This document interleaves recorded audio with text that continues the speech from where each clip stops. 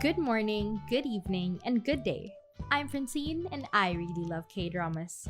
You're listening to Dramabuds, a Globe Studios podcast.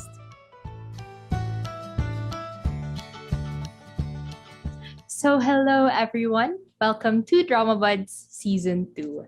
Today I have once again asked my sister to join me as we rant about the two shows with just like completely opposing shows. Hello, welcome. Hello, my sister. Hi, I'm Okay. Eileen. Yes, my sister Elid. If you have not listened to our 2 hour startup podcast episode, I don't even know if I should recommend it to you. But like, No, if you have 2 hours of your life where you need to be like pumped to Yeah. fight someone, that's your Yeah. hype music. I didn't know we could be angry for 2 hours, but apparently we could. We always are angry. And today we will be angry again. Maybe just 30 minutes though. Okay. Let's keep it in. Let's keep it in. So today we are talking about You Are My Spring, starring Kim Dong-wook and So Yoon-jin, and Nevertheless, starring Song Kang and Han So-hee. Two shows that were airing at around the same time and just got opposing reactions from people. Or not opposing, but just like the attention, The attention, yeah. was like 100% here and like 0% there. Let's start with Nevertheless, right? Let's just get it over with. Let's get the Yeah. anger out. So, Nevertheless, I'll do the recap. Nevertheless is a 10-episode K-drama that was based on a webtoon of the same name. And it's about this girl, this college art student, Nabi, who was recently traumatized by her last relationship. And she meets Jaeon, this like super charming, handsome other art student. And he's like, I don't know, he's so into her because he loves butterflies or whatever. What a weirdo. His whole identity is loving butterflies, or nabi in Korean. And they get into like a friends with benefits situation, and then they break up, and like Nabi's just kind of figuring out like where she wants to go with this relationship, if he's worth a chance, a try or something. And then that's mostly the focus of the original webtoon, but in the K-drama, they also added a bunch of side stories. I think some of them weren't actually in the webtoon, but then there were just a bunch of side stories of her other classmates and batchmates and their love stories. And then there was also like a classic love triangle. Of course, if you get a toxic male lead, you have to have like this perfect, sweet, sunshine second lead in the form of Dohyuk, Potato Boy, played by Chae Jong Yo. And yeah, it's like, hey Nabi, here you have two options. This guy, Jaeon, who you know what you're gonna get with him, nothing. And then you have, your childhood friends to lovers, possibly really nice, sweet guy who can, take pictures of you and cook for you. And the best part, the cooking, Yeah. And Nabi, make a choice. What does the heart want, Nabi? And what did the heart want? The heart wants what it should not want. Heart wants to get hurt. It Yeah. knows it's gonna get hurt, but it still wants it. Yeah. Gosh. Oh, sorry if you didn't like spoilers for Nevertheless, but I'm sure it's gone around on like Yeah. K-drama, Facebook, Twitter, everywhere. So in general, like because we watched this together. Yeah. How was our viewing experience, right? Like the week to week, one episode a week for 10 weeks, Yeah. before the ending. I think I remember when we started this, we had low expectations of it. Like, it's not the typical Netflix show that airs on like 10 p.m. Philippine time. It would air at midnight on a Saturday. So it's sort of like this extra effort of staying up late and whatever. And we were like, you know what, let's just give it a try for the first episode. It's probably gonna be bad. And then we were like, hey, this isn't bad. I mean, Yeah. So yeah, right? And then towards the mid, it's sort of like, okay, I get it. It's about a story. It's a story about Nabi's bad choices, right? And what she might be going through in making those like decisions. But then as you mentioned, like they introduce all these like side characters and stuff. And I guess I guess, to me that was sort of like a deterrent, or like that didn't appeal to me as much because I just didn't care for them. But then I realized that it could have been because they really needed to stretch the plot of this whole thing. Like like without all those, this would have been done in like 5 episodes. Mhm. So, and that's sort of why towards the middle it got a bit dragging. And I mean, got a bit dragging. I guess some people were into the side characters like Sol and G1 specifically. Um, yeah, and then towards the end, I mean, okay, I won't talk about the ending. No Oh, reaction yeah, to the later, ending yet, later. right? We have Yeah, a lot of thoughts. Let's hold that. yeah, yeah. And so towards the end, like maybe the seventh, eighth episode, it's like, let's just get this over with. Let's just, just decide who you're gonna pick. So that was my viewing experience.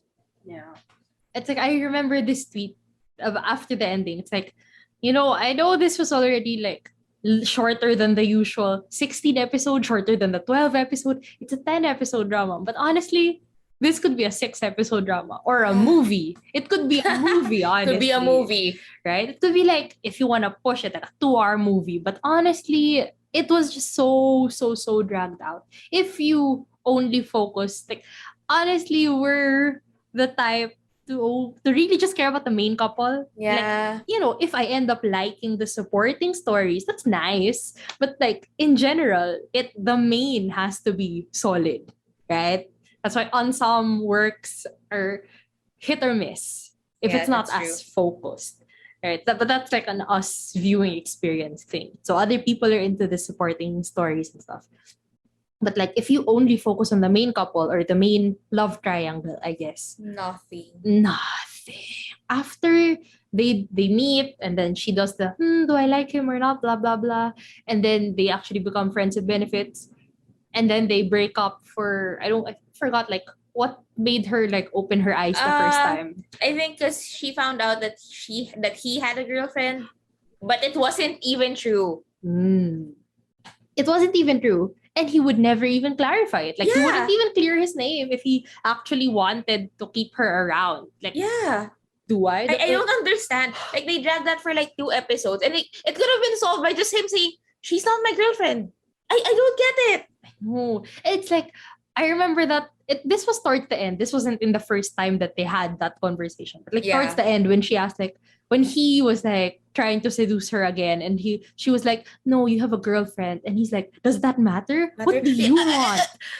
In the rain. I think they were in the rain. But no, that wasn't the rain. Oh, that was that the wasn't rain. Doyok's house, the vacation house. Right. But it's like, dude, if it matters to her, then answer the question. Yeah. Okay, like, you do not live in a vacuum. You live in a society. You live in a tiny circle where, if they know one rumor about you, everyone's gonna know about it. Like, she cares about those things. You have to understand that. But to him, it's like, no, just go with what you feel. So what do you feel, Nabi? And I'm like, cut to the chase. You could have just said, she's not my girlfriend.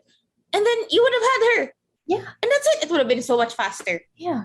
But instead, you had this makeout session, and then she came out of it like feeling more disgusted with herself, instead of like you helping her make this decision by actually communicating what what was actually happening in your life. Oh wait, sorry. What was I doing with this? Okay. Back to the timeline of their love line. So they broke up that first time, and then that's when Potato Boy was like fully introduced into the love triangle thing, because he started getting like he only showed up in episode 3, right? Even later. Yeah, I remember. Got no screen time until episode 3 or 4. Okay, Yeah. and then when he was introduced, like he's presented as like the complete opposite of jaeon. He's so forthcoming. He's so open. Like when he talks about like, oh, he had a crush on someone in his childhood, he really said, yeah, I liked you. I think he mentioned that, right? That he liked her as a child. Yeah. Right? So open about it. And then you still get like conflicted Nabi, which is, fine. You're not into him, but okay, we'll get to that later. We'll get to that. I'm holding it in. But yeah, this is a this is a show that's really all about the romance, right? Not just the Yeah. main, but everyone has a love line. If anyone says that this is a slice of life show for college kids, I I'll get will mad. tell you, I am a college student. This is not life. This is not how life is. Don't kid yourself.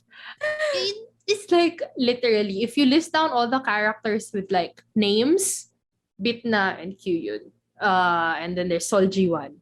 And then there's The office people. the people in the TAs, yeah, Yeah, the office yeah. people. Even like they got apparently they Yeah. were living together in like episode 6 or something. Like, when we first saw their scenes, we're just We like, were like, who's who are this? these? Why are there suddenly people on this screen? Who is- Who are these people?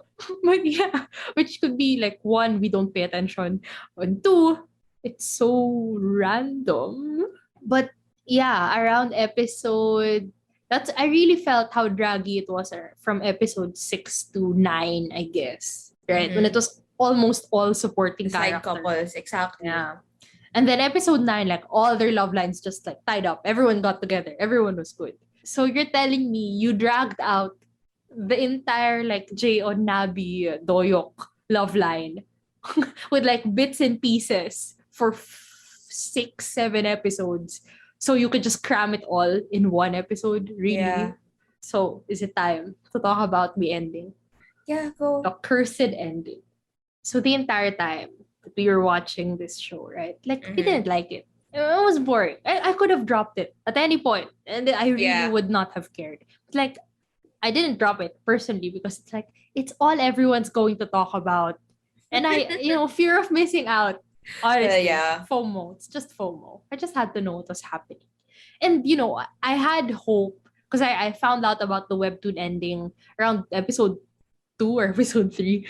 I just searched it already. Like, okay, she's gonna end up with Potato Boy, but she's gonna be a little damaged inside. But she won't be choosing the male lead. Okay, that's an interesting ending. That would be nice. And like until episode 6 or something, things were kind of going, in that trajectory that he was just an F boy and she was like completely conflicted about it and all that. And then suddenly they started introducing like his thoughts. They started like introducing his character Oh. change. Like you can see little hints of him caring about her, of like feeling bad, like I'm so sick of myself. I hate myself. Like those moments. And I just thought, no, no, they can't do that. They wouldn't. But they did. And like for the longest time, I was about to say it's not the writer's fault that the show is boring, that like it's just romance, because that's what the webtoon is like. But then when they change the ending, it's like, oh, everything it's is all your your fault. fault. I Yeah. would blame you entirely for this mess of a show. So yeah, if you didn't get it, Nabi chose jaeon. And I am disgusted. Disgusted about it. Right? Because they treated it as like, oh, so because she chose jaeon, the message of the show is love who you want to love. Which in any other context would be okay. You'd be fine. Yeah. Yeah. I mean, yeah, it's fine. It's usually fine. It's a message that I would like to live by as well. But then you sort of condone like women being in a toxic relationship with men in that cycle. And I mean, it's just so jarring to me, like the dissonance, when you go on Twitter or Facebook and all this discourse about, oh, stay away from toxic people, get yourself out of toxic relationships. And then we have here, everyone saying, oh, she just followed her heart. The heart wants what it wants. I mean, it's just, the inconsistency baffles me. It stresses me out.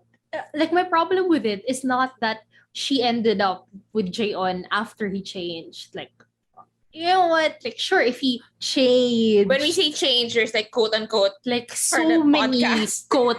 so many air quotes, just an entire line of air quotes when he changed. I mean, when you say change, all he did was look sad. that is the change. He feels remorse for his actions, for how he treated Nabi. You know, ask any woman who's been in a toxic relationship with a man. Was he not sad at any point? Did he suddenly stop becoming toxic when he became sad?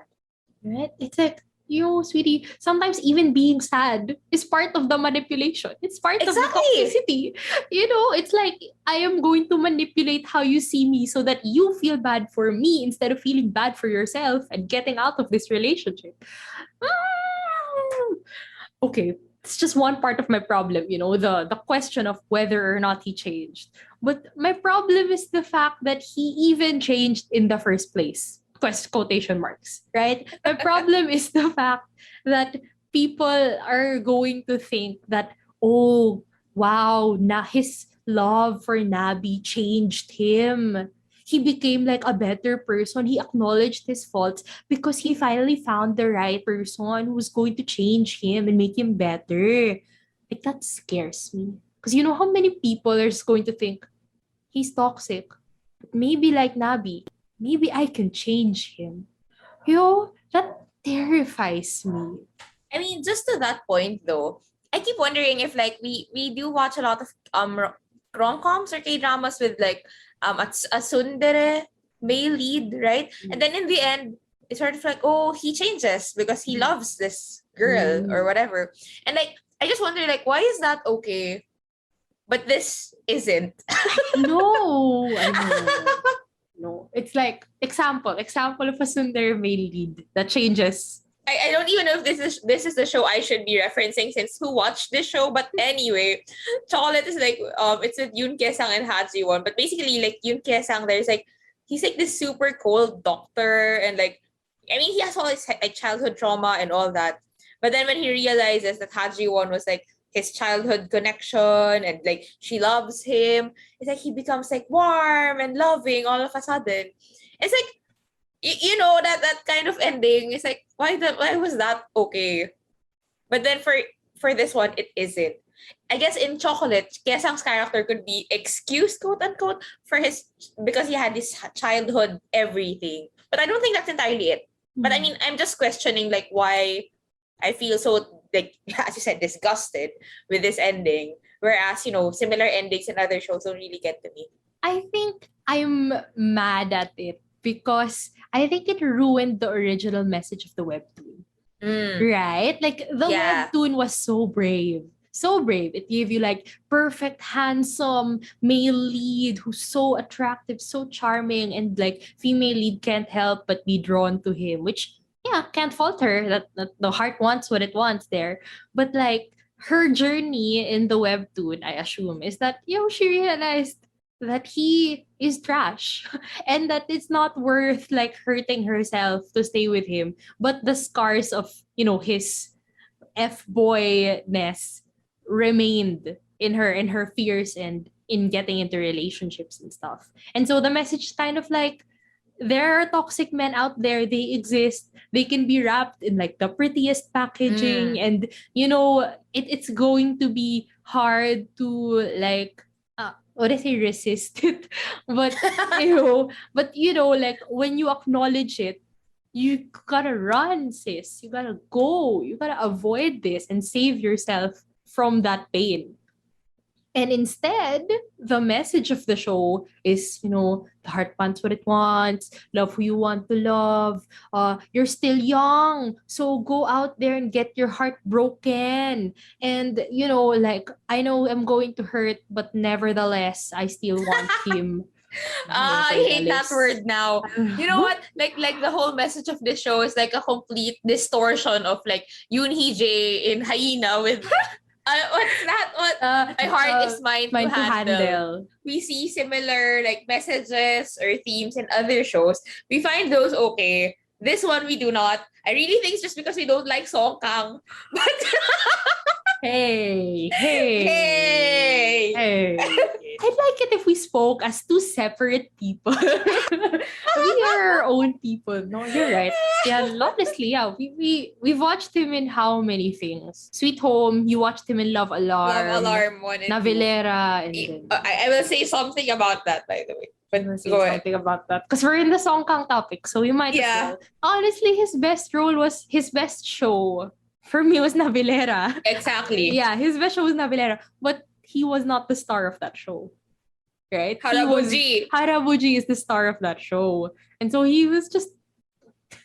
Yeah, it wasn't because he necessarily shined. I mean, kudos to him for doing all the ballet training and all that. Like, Yeah. yeah, kudos to him for doing his best to, give what the role requires, but he was not the star of that show.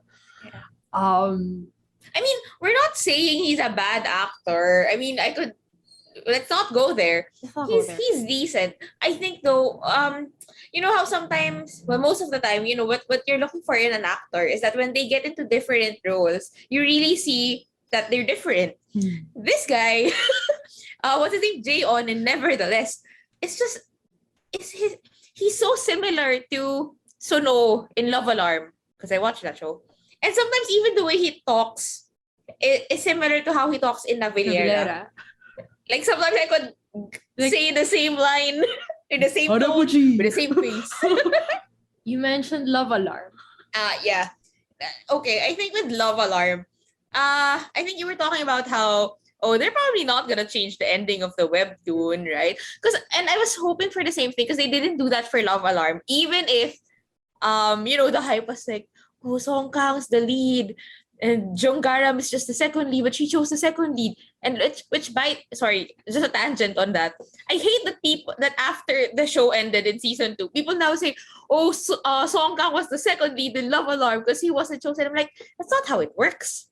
Anyway, my point is that with Love Alarm is that, they were brave enough to stick to the ending because they wanted to be consistent with the webtoon's message. This one, nope, cowards.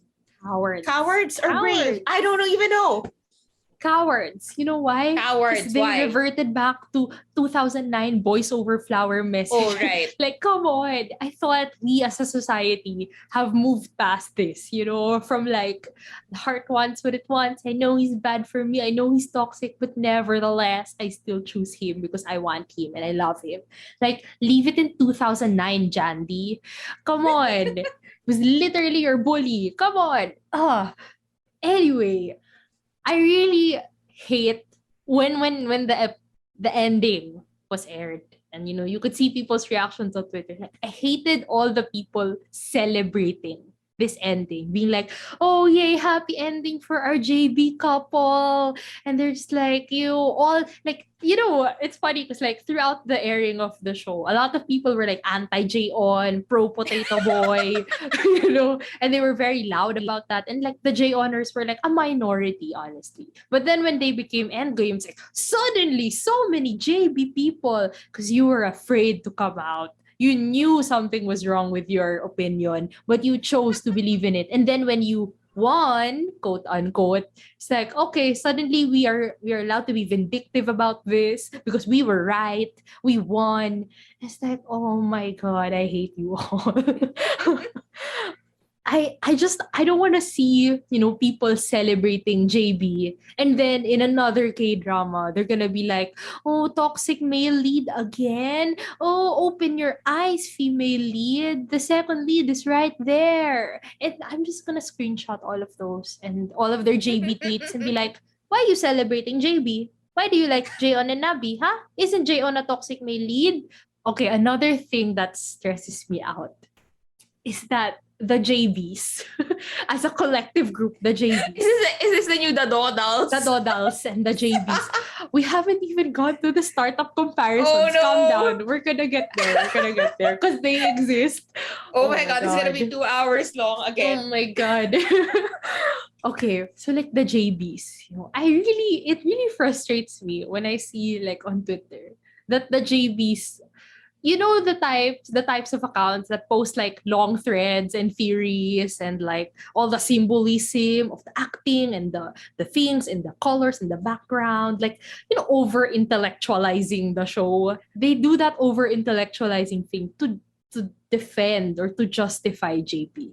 You get me? It's like, oh, they talk like, oh, JB isn't for everyone. It's like poetry. Not everyone understands the dynamics of this relationship, the beauty of their love, the courage that they displayed by choosing each other, by falling for each other. If you don't get it, it's just not for you.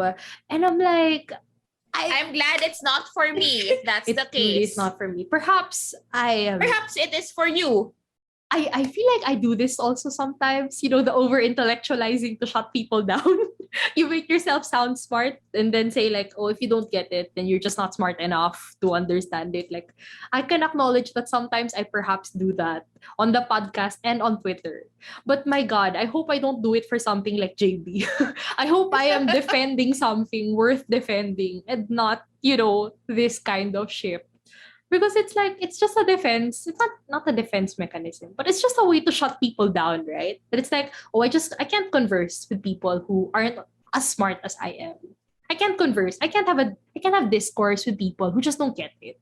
That's how they approach, talking about like, why is JB toxic? No, it's not. You guys just don't understand it because we're too smart for you. JB is too smart for you. Okay, another observation I had because like I was on Twitter, I was on Dramabuds, like I was reading the open thread of like people's comments and stuff. Are you on Reddit? Oh, you were on Reddit. Okay, you saw what they were saying. But anyway, so on Dramabuds, it was like there were like I realized there were two opposing demographics that supported JB. One, it's the really young ones. Obviously, the ones who only like jaeon because Song Kang's hot to them. They exist. And honest to God, guys, most of the jaeoners just think Song Kang's hot. Yeah. Let's be completely honest. Go say Like, it. okay, imagine if it were Chae Jong-yo playing the role of Jaeon and Song Kang playing the role of Potato Boy. You would all gravitate to Potato Boy. Are you kidding me? And that's not a diss on Chae Jong-yo, okay, because I love him. Right? It's like, yes, we have always supported Chae Jong-yeop from Hot Stove League From Hot Stove League as Minho. to Sisyphus. Even Sisyphus. Sisyphus. But anyway, yeah, see, honest to God, most of you guys just like Song Kang because you think he's hot. But if I don't personally find him that hot, it's just like he's annoying and he has one face and and he's toxic. And One face and one tone. Where was I going with this? Okay, so the really young ones, it's obvious that a lot of them are, just naive and pure children who good luck in the real world when you encounter people like Jaeon. Good luck. Don't come crying. Don't come crying. Yes. But with the children, good luck. And then there's the opposite side of it where like it's the older people. I noticed this. There was this one comment that's like, young folks nowadays, they don't know how to work on a relationship. They just give up right away instead of sticking to their partner and sticking up for them and staying with them through the hard times. And it's just like, the boomer mentality of like resilience and just sticking to something and making it work, which like is not always, once again, just like the message of love who you want to love. It's not a bad message, right? Like I wouldn't say like never face any hardship. Life must only be easy. I'm not saying that, but it's like, people, the word toxic is being used more frequently nowadays with like younger people because we're starting to acknowledge that some things shouldn't be normalized. Right? Some things shouldn't be like, well, he is the way he is, but I love him and I will stick to him and I will, even if I am going to be traumatized for the rest of my life after this and I will lose all my trust in men and people, it's okay. I love him. I'll stick to him.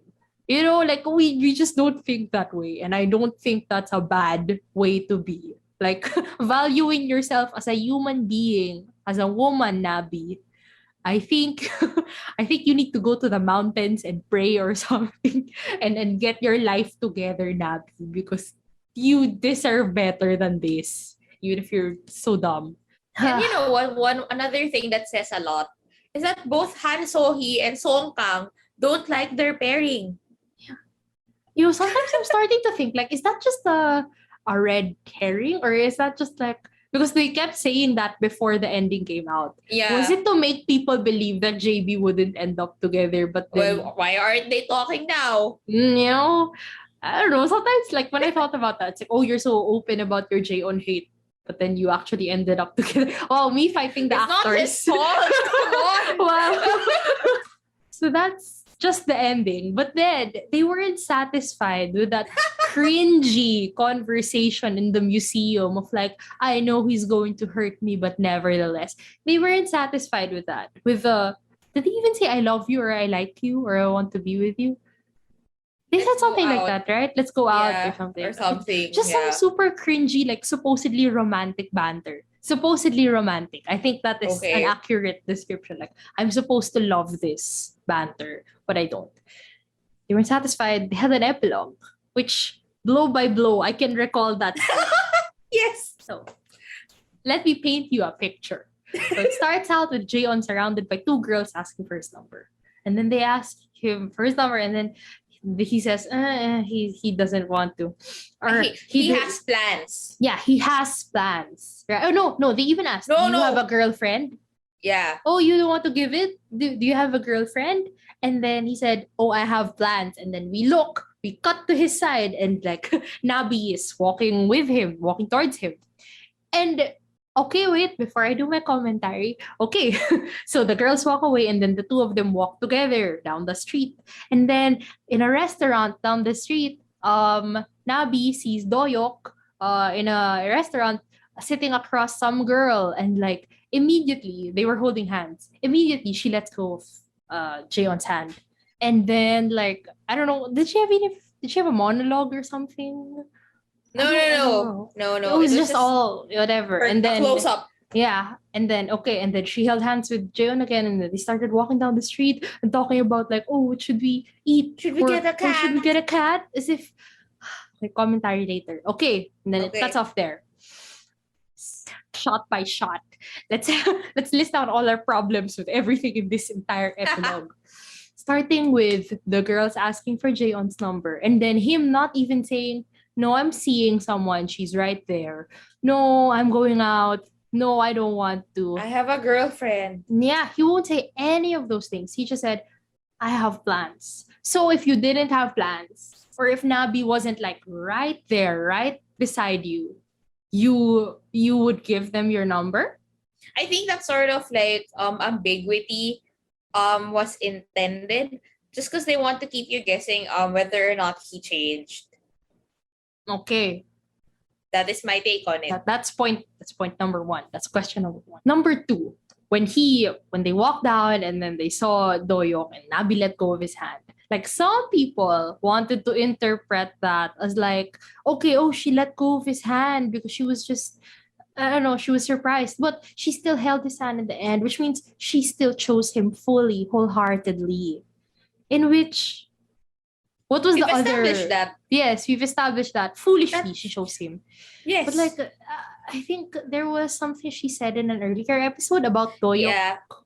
Yeah. I think in an earlier episode when Doyok was I don't know if he confessed exactly or he was like being hinting that he liked her.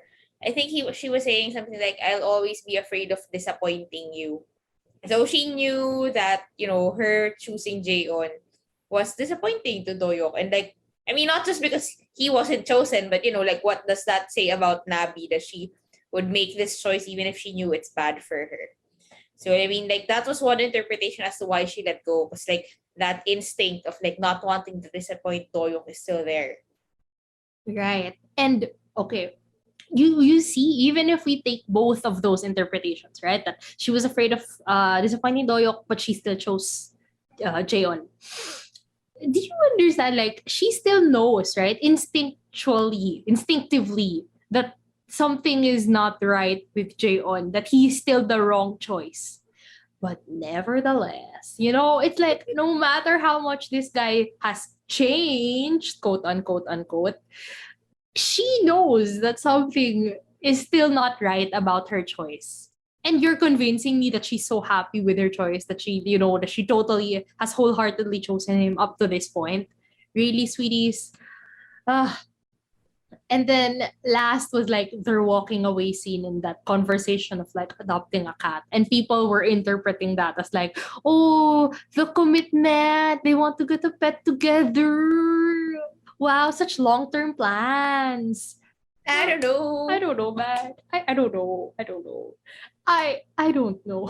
I mean, I think one thing that we forgot to mention is that I think before during the exhibit, Nabi her teacher told Nabi that she got accepted to the program in Paris Yeah. for for her art, whatever.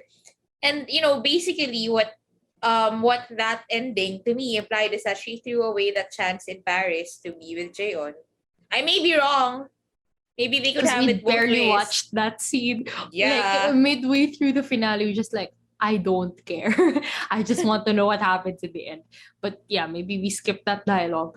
But yeah, Yeah. you know, if she's But still you know here. what, Nabi? What's gonna happen is if you guys are still together and you go to Paris, oh, you're gonna break up. I am Yeah. sure. Or if you miss out the chance to go to Paris and you know, and then you break up, it's like, oh man, maybe you should have gone to Paris instead of sticking here for this guy, you know? It's like there will always be regrets. No matter what what happens, you will always regret this choice. Like this epilogue to me is just an exercise of like what people choose to Interpretation. focus on, right? Exactly. Yeah, it's like the JBs will always be like, oh, he said no to those girls, so he's committed to her. Oh, they held hands, he's willing to show off in public that he's with her. Oh, she still held his hand, so she's still choosing him. Oh, they talked about getting a pet together, such a long-term committed relationship. It's like, and then of course everyone who, you know, has a brain is like, there's so many red flags here. This relationship will not last. This couple, number one in my list of K-drama couples, will break up. They are number one on my list now. Goodbye, Dodal. You've served your time. But it's JB now. It's JB. So because we kept mentioning startup, I think we gotta bring it back. I feel like Ah, I haven't experienced hell in K-drama world until since startup until nevertheless, you yeah. know. No, to be honest, this wasn't as bad Mhm. as startup. Like that was just weeks It was eight. It was agony. only 8 weeks, right? This is 10 weeks, but All those right. 8 weeks were the worst. Some of the worst 8 weeks of my K drama life. You know. And and like as we speak, it's August 28th, gonna be the premiere of Hometown Cha Cha Cha for Kim Son Ho.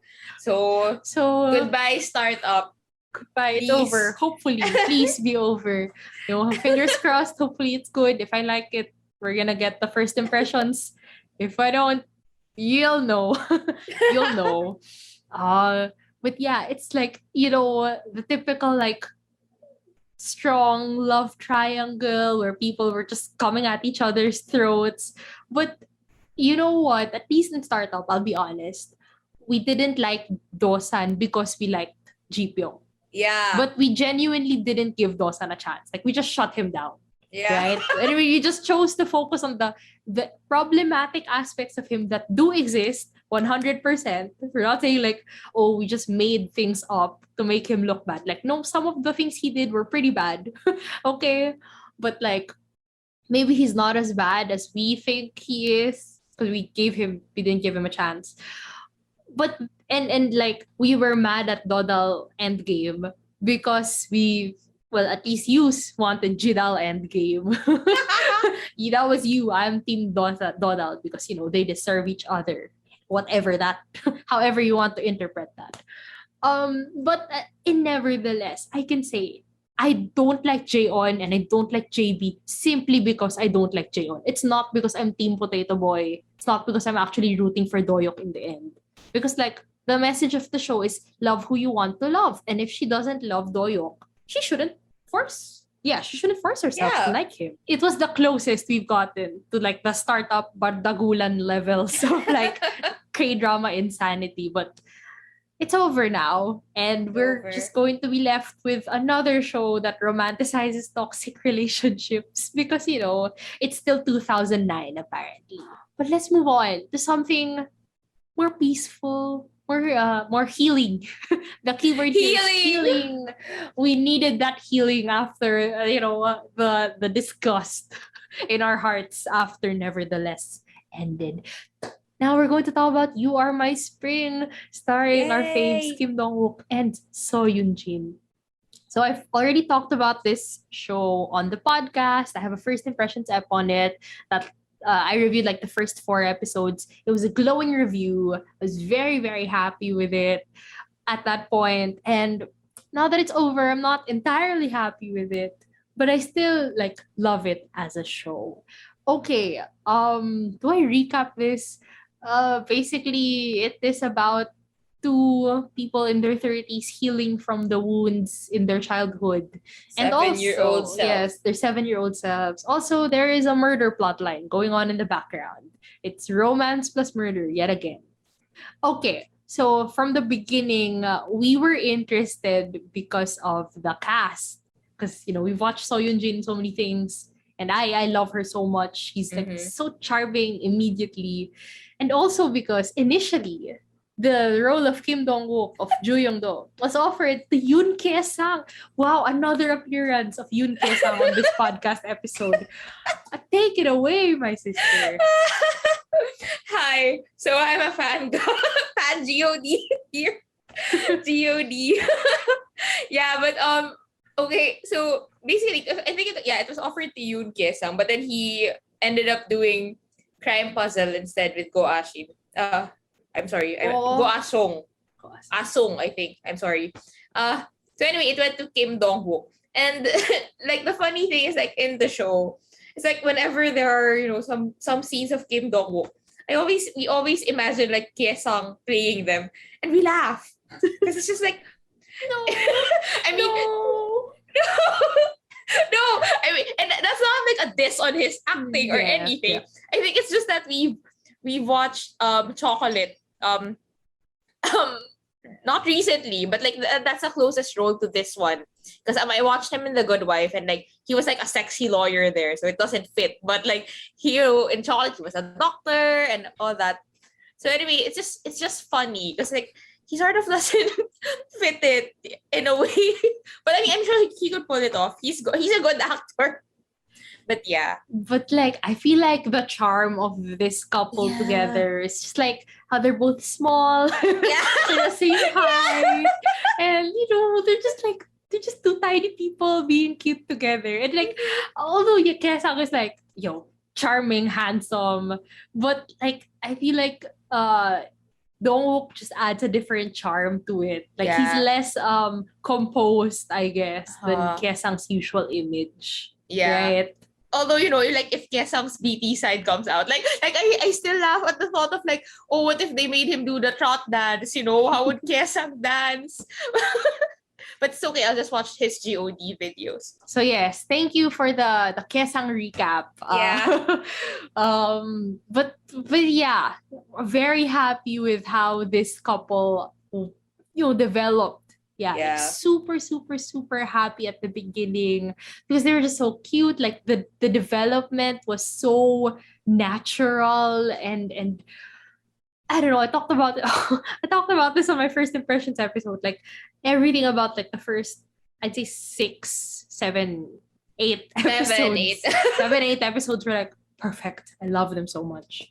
And the pre-kiss angst. I forgot which episode that happened. But the pre-kiss angst, it was a journey, Like I really felt the healing. I felt like two people coming together when they least expected it. And Yeah. Like about the pre-kiss angst. So the angst comes from the fact that Dongwook's character had a heart transplant.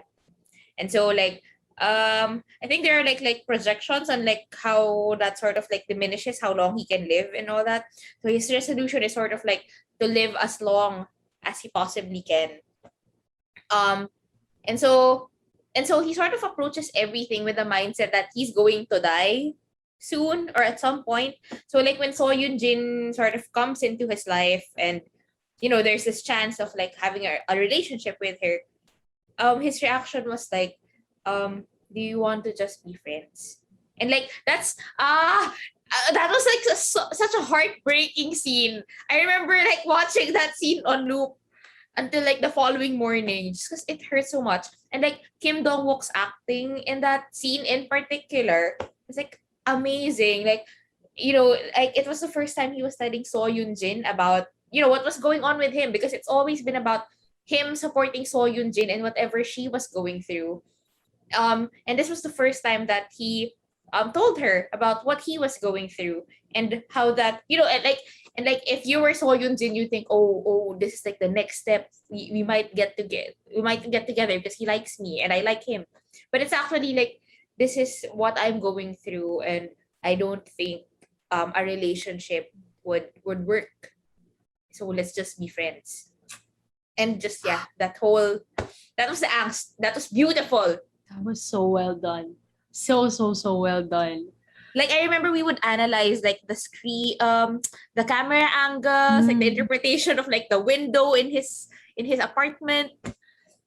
So yeah. So good. Like, now that we're talking about the angles and stuff, this director, so good. This is the assistant director of Mr. Sunshine, right?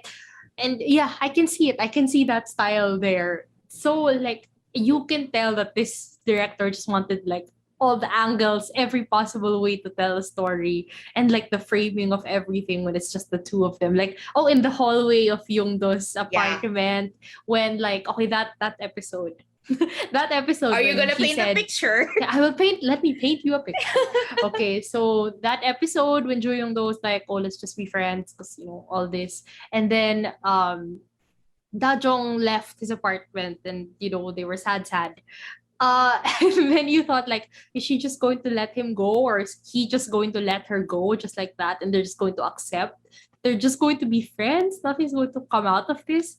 But then like, after a while in that scene, someone rang Youngdo's doorbell again, and he was standing in like, just imagine this hallway. No, imagine like you're seeing him from the side, and you can only see him from this narrow window in the wall.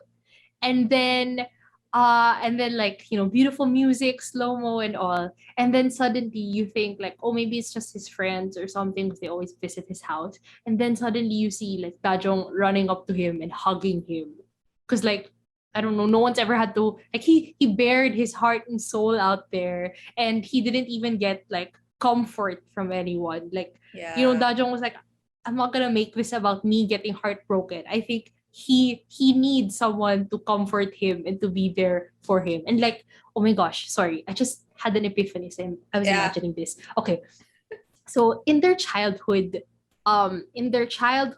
scenes, flashbacks, right? You notice how the aspect ratio is like super narrow, right? Oh my god! Oh my god! Oh my god! Oh my god! Okay, so in their childhood flashbacks, the aspect ratio is always super narrow. And I never understood why it was like that. And I still don't fully understand. Like, maybe their view of the world was narrow. I don't know. But yeah, it is a directorial choice, and like, you can see it, consistently. And then in their present day, it goes to a normal 16:9 aspect ratio, whatever. And then when they had that hug in the hallway, and you imagine that narrow window, it was a narrow aspect ratio. That's the only place you can see them on screen. And it's kind of like, I think it's like their childhood selves, like, comforting each other. Ah, beautiful. Oh. I was gonna say one more thing about that window scene. Oh, Yes. yeah. Go. I don't know if you noticed this, but it seems like the light there had like a motion sensor. So it's sort of like whenever it's like, if they were hugging for a long time and they were still, so it's like the light went out. And then I don't know if Dong Wook moved his head up because he was trying not to cry, the light would turn on again. I mean, I don't know. I just really like that detail, So yeah, okay. After that, they didn't actually get together yet, right? They didn't. They didn't get together. They were like, yeah, we have feelings for each other, but we'll stay friends, whatever. Yeah. All right. There was like a nice line there, like So Yoon Jin was talking about how relationships end. Mm-hmm. Like, if you're lucky, it ends in marriage. If not, you break up. But sometimes like the saddest endings is when you just decide to become friends. She had that line, and I think at one point she was comforting Dong Wook by saying like, in movies, forever is like 2 hours in a movie or something. I don't know. But yeah, they did get together right after. Yeah. They got together. when like he had a dream about her, and then when she woke him up, he kissed her. I don't know how that exactly happened. But yeah, so that was like the big turning point in the relationship. And then, so you notice we separated it into pre kiss and post kiss. And Yeah. honestly, post kiss, when we got together, the show kind of dragged. Yeah. Right? It got boring a little bit. And then the angst, it was like, okay, so the pre-kiss angst was like him, being afraid to be in a relationship with her because he could die at any point and whatever and leave her and stuff. And he's afraid of living his life to the fullest. Okay. And then I would have thought that post-kiss angst, when they were actually in a relationship, that they wouldn't bring that back because we kind of addressed it, right? That, by being in a relationship with her now, he's willing to throw that away. Like he's, the heart wants what it wants. Love who you want to love.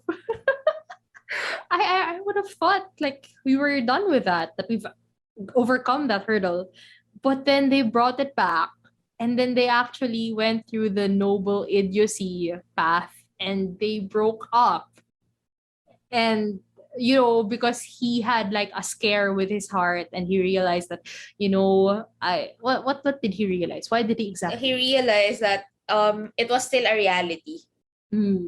that he could leave her and die. So there, like apparently the issue was not addressed, and so we kind of like rehashed the same issue from episodes ago. Yes. Yeah, I remember what I was supposed to say.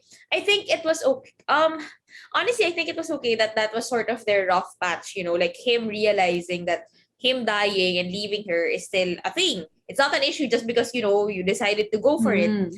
But I just wish they didn't go the actual breakup route. Because I felt like, you just wasted one episode where you didn't have anything else to tell. You could have told something else. It's like one of the usual unnecessary pre-finale breakups. But they ended it in one episode. They got back together the next episode, right? Yeah. Yeah. So yeah, but still, that was one episode where you could have told more story.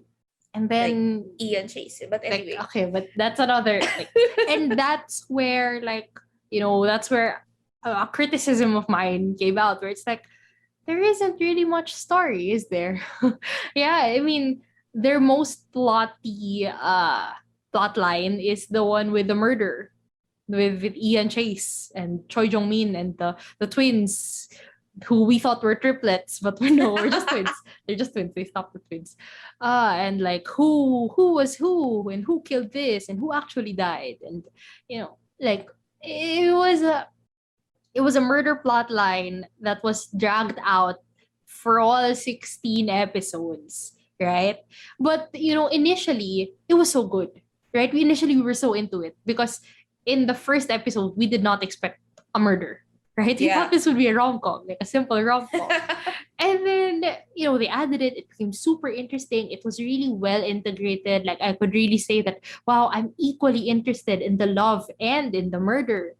And then, as the show progressed, like, the murder plotline got further and further reduced. And, like, Ian Chase's story, it focused on the mystery and the reveal, but only up to that point. Like it was dragged out throughout the entire show, and in the middle of it, he got like so little screen time, and the story got so little screen time because there really wasn't much story to tell there either. You Yeah. know? I think in a way their intent with the mystery was really I think it because it was about like the healing of their younger selves, right? So I think the mystery was sort of to give you an idea of like what would healing in Ian Chase's life entail, like what did he go through. So I think that's sort of why the mystery was there and why we sort of feel like unfulfilled with how it all turned out in the end, because it wasn't really about the mystery. It was about Ian Chase's trauma and like how he could possibly heal from that. Yeah, and the message, I guess it helps with the message of the show or his Mm. story, where it's like, you know, um, if you could have helped these people earlier, they could have had this chance to heal sooner, right? But he was like the characters in the show were suspicious of him, and like he lived like a dark and lonely life. Like he was his brother's shadow, right? That's what he actually described himself as. And so the story of it was kind of like, you're not really meant to see his healing yet because it Mm, hasn't happened to him yet. He hasn't had his spring. He hadn't had his time to heal, yeah. which is sad because I rooted for you, Ian Chase. Mm-hmm. I rooted for you. But yeah, that was the major plot line I mean, that was the other major plot line of the story that I guess became a subplot. Yeah. I thought it would be more evenly split, but Mm-hmm. I guess it wasn't meant to be that way. What else went on with this show? Oh, okay. Well, so aside from the main love line, aside from the murder plot line, most of the airtime of the show was filled with the supporting characters and their stories and romances. Usually we hate those. Usually it's just like, my God, just get on to the main point, which nevertheless, case in point, it's like, why? Well, you're really telling me there's no story to tell and you have to fill it with random people who we didn't even recognize. Like we thought they introduced new characters to be in a love line in the middle of the show. Anyway, but in You Are My Spring, like the supporting love lines were not as annoying as usual to me because I think they were always in relation to the main couple. Like the story of Angayon, played by Nam And Gyuri, Patrick. and Patrick the idol. Um like at first you would have thought, oh, the second female lead, who's the ex-wife of the male lead, oh, she's gonna be a foil to the relationship. But no, she actually becomes Close Dajong's friends. friend, Yeah. and she already had this blossoming relationship with Patrick the idol. It's like her character didn't just have the love line with Patrick and was so distant from the rest of them because like she's Yeah. out of the love triangle or whatever. Like no, she's Dajong's friend and she also became Wonha's friend and they all go out together as a big group of people where it's like okay, it's nice to see some of her love line stuff, but you also get to see her outside of that. You get to see her as a friend or as a celebrity, as an actress. So it wasn't super like, oh, you just exist for this unnecessary subplot that could be skipped over and you would miss nothing in the plot. Right? And she also like she also helped Dajong and Yongdo get back together like by talking some sense into Yongdo and saying like you're missing your shot. She was also part of the relationship in a positive way. So Yeah. see, it's not just you're existing in your own bubble. There was the story of Unha, Dajong's friend and their landlord essentially. Yeah. So like Unha was sort of coming from like a long-term relationship. And you know, like it's a bit and then like she saw him again. She saw that guy again. It's not like she was thinking of like getting back with him. I mean, it sort of crossed her mind and like just brought everything back. And then, you know, like a few weeks later you find out that oh, she's now in a relationship with that Jones brother, which she kept and like the story there was something like, you know, just because you were in a relationship with someone from the longest time, doesn't mean that, you know, this is the person that you'll end up with. And you know, you should still have the hope that maybe the next person you're with is actually the one you're meant to be with. Ahem, ahem, sounds familiar. Like You, you yeah, sound. Kesang. It's like it. You know, when that storyline happened, that was like the first thing that popped in my head. Congratulations, sir. So even that love line, even if it was introduced so late into the show, it's Dajong's friend and Dajong's brother, and they barely got any screen time as a couple. You kind of just found out like, oh damn, they're together like that, and you know it was only revealed to Dajong towards the end, but they cared about her in their relationship dynamics. You know, like Dajong still played a part in how they approach their relationship and all of that. Essentially, my point is all these supporting characters and love lines weren't super separate, distinct. They weren't in their own bubbles and they could just be like, you know, you could just skip the scenes and still get the story. Like they were still really tied back into the main couple, which helped me kind of get into it and be okay with the fact that this show was kind of getting draggy towards the middle. Yeah. Okay. But you know what? I would still recommend it despite its flaws because it stuck the landing. Like the Yeah, ending, the finale. finale was so, I don't know, the healing. My heart. You are my spring. Like, those lines.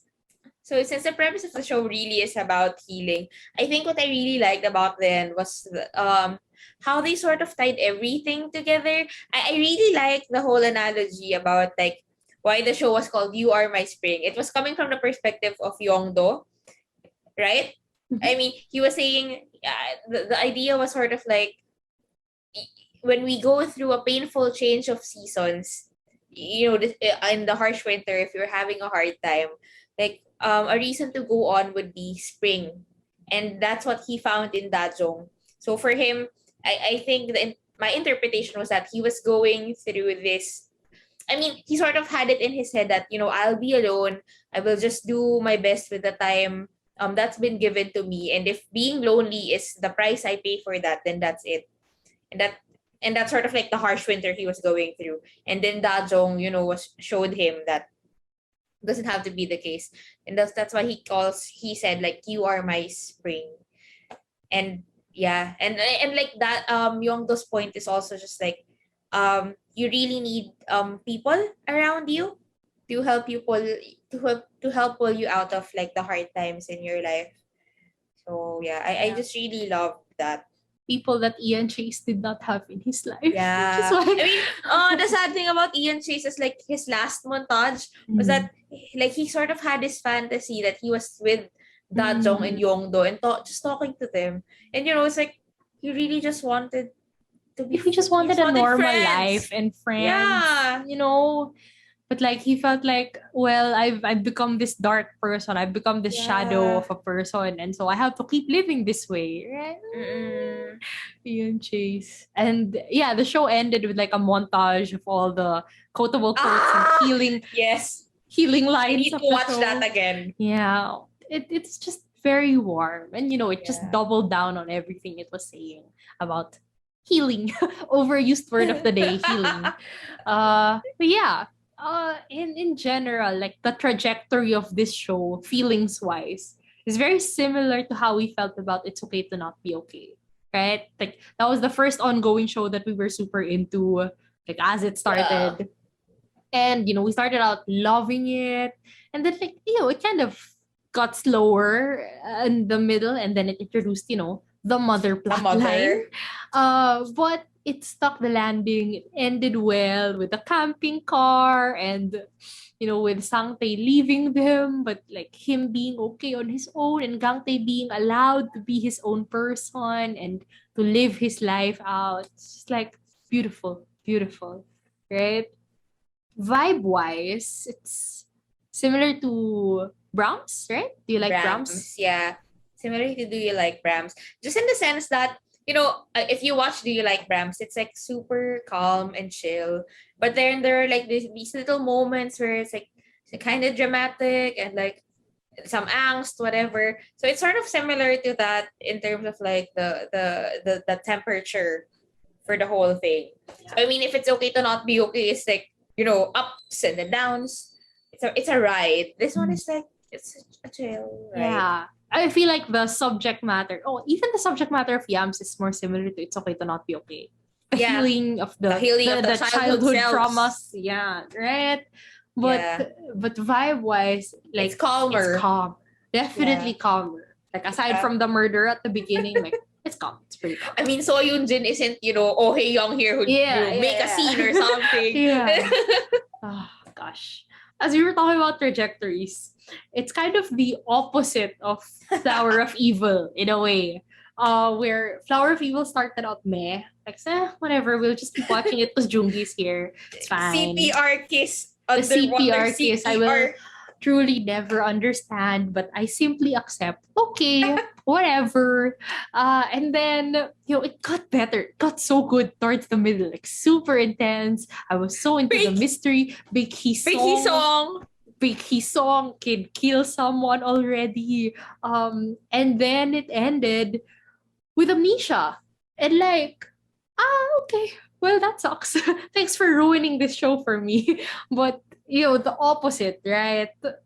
That's how we felt about this show in general. What else? What else can we say about You're My Spring? I really love I really love their acting. Like you could no, I'm not gonna compare it with Nevertheless. It's like completely Not fair. different. That's not But fair. like yeah, it's not fair. But like you could really like there were a lot of moments where you could see like, oh, this is why So Yoon Jin won the best actress in the Big Sang. Like that scene where she was crying in Yongdo's office. Mm. Because I think she was telling Yongdo about how her father used to beat her mom up and like that trauma and like the way she cried there's like I have never seen this cry before and I think I saw it all in another Miss O but no So Yun Jin said no you haven't seen everything yet and so So it's good. masterful really and like for me and then Kim Dong Wook's like restraint you know in certain like in emotional stuff like especially that do you want to be friends scene like it you know he was taking so long to deliver his lines but like you and I were like we were on the edge of our seats like say it what are you supposed to say and then he said do you want to be friends I was like what the heck Yeah. so I mean yeah like just to share though like for Kim Dong Wook like he's really known to like really analyze like his lines and how to say it like even in like his old project he's always been that way so like I can see it's paid off. This is a good show to do that too because I feel like there's a lot of meaning behind what they're saying. Yeah. And chemistry wise, yeah, perfect. Yeah. Perfect casting. Yeah. Sorry, Kesa. Sorry, Kesa. I really Sorry, struggled to Kesa. think like what would the chemistry be like? Because he had no chemistry with Ha Ji Won. And like with John Doyon, it was a sexual chemistry. Like how would he do this? The cute stuff. I cringe. It's it's going to be exactly like, you know, when he Chocolate. was happy with in chocolate. It's like, okay, maybe you should just stay as a sundo. Maybe I liked you better that way. You know, so yeah. Yeah, the chemistry here. I love them. I love them together. I feel like less experienced actors of this age, I can't think of any who I would like cast this as, but like less experienced actors doing these roles where, you know, you're kind of quiet a lot of the times, but then like there are some emotional moments, but in general, they stay kind of neutral, right? Yeah. As people, as characters, even they're doormats, both of them. Yeah.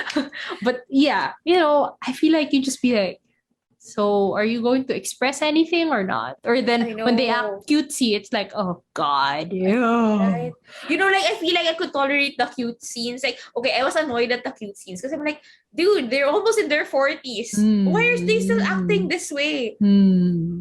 But you know, I mean, I feel like I could tolerate it because you know, I guess Kim Dong Wook and Ko Yoon Jin are cute together. You know, I like them outside of the cutesy stuff. I like all their other interactions. And yeah, it's fine. Like, you know, the theme of is children internally healing and you know, they deserve to relive their damaged youth. I don't know. But maybe. Yeah, they deserve to be happy. So yeah, that's it from me today, from us today. You know, this episode of the podcast, we just kind of wanted to contrast these two shows that aired at around the same time ish. They both didn't get good ratings in Korea, but virality wise, like Twitter, Facebook, everywhere, nevertheless was so hyped up and so talked about by so many people. And you know, like that's pretty natural, right? It's a young cast. You have an oppa, you have Song Kang there. He's getting big nowadays. And you know, Yams has like two old people. Kim Dong-wook isn't like, who are the oppas of his age? Lee Dong-wook. Joonggi. Lee Dong-wook. The other Dong-wook of his age range. You know, like it's not an oppa. So I get why it's not, you know, more popular mainstream wise. Though I guess our mainstream is the Filipino K-drama community. So, you know, maybe it's more popular in your local communities. But here, it really wasn't that popular. But all that to say, give Yams a chance, everyone. It's actually a good show. It's the type of show that you have to be ready for it. right? You have to be open to like the slowness and like they're near their mid-30s people acting kind of cutesy and dumb, but it's not like full, cheesy rom-com stuff. It's rom-com, mostly mellow, sometimes a little murder, but very chill, calming, healing. And for Nevertheless, You can use those 10 hours doing something else. you deserve. Like watching YAMS. Yeah, you deserve better than that show. Okay. I mean, you usually I try to be diplomatic about shows I don't like and be like, there are some good aspects about it. It might just be me. It's my viewing experience, my expectations, and I got disappointed. But it still has value. In this case, no. They ruined the value of the webtoon. There's no value anymore. So just like spare yourself or watch Boys Over Flowers from 2009. It's the same thing. But yeah, that's it for me today. Thank you so much to my sister Ilene. Thank you for joining me. Thank you for asking to join me so that we could rant about it. She asked to be here, guys. I'm gonna expose you. She asked to be here. Thanks. Because I just have so many, like, my friends, we tried watching Nevertheless together, and I can't help but like make all these side comments, and then they're asking me like, how do you feel about the ending? And it's like, well, let me refer you to my sister's podcast. So yeah, so she just joined to, shortcut the process. She's here. But yeah, thank you so much for being here. Once again, another rant session completed. And thank you all for listening, and I will see you soon. Thanks for tuning in. Feel free to leave a comment, like, subscribe, follow, and tell me what you thought about today's episode. See you soon!